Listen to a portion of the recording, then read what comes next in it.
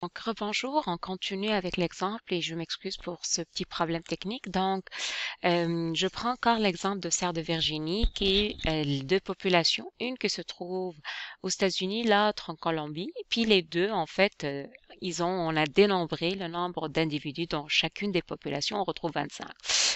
Tantôt, j'expliquais que ce 25 n'a aucune valeur, n'a aucune importance en fait. Pourquoi? Parce que on n'a pas considéré l'aire de distribution de cette espèce sur le lieu géographique. En fait, pour qu'on puisse évaluer euh, une population, pour dire qu'elle est en bonne santé ou non, il faut considérer deux paramètres. Le nombre d'individus de cette espèce dans cette population, ainsi que la grandeur de ce territoire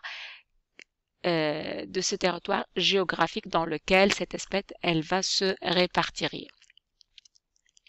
Ces deux paramètres, ils vont générer ce qu'on appelle une valeur, on appelle la densité. Je sais que vous avez vu ça déjà, la densité en géographie, mais on va encore l'aborder en sciences. Donc, si j'essaie de définir la densité, je peux dire que c'est une mesure du nombre d'individus d'une espèce donnée qui occupe une portion bien précise d'un milieu ou d'un endroit géographique. Donc, j'essaie d'écrire, donc je vais introduire, je vais dire que la densité et le symbole c'est D, c'est le nombre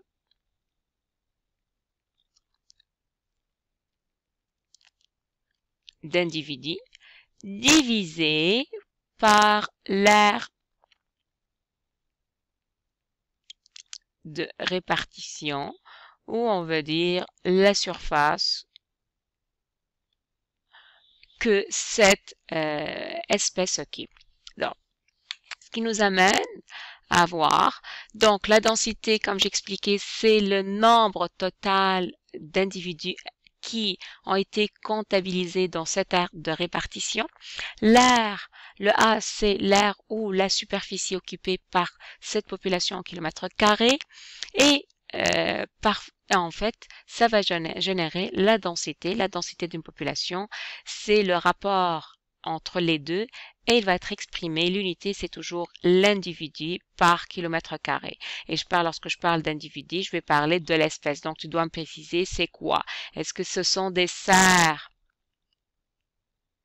de Virginie? Est-ce que c'est plus des êtres humains? Est-ce que c'est des chiens? Donc, à chaque fois, tu dois me préciser. Et pour appliquer ça, on va voir plusieurs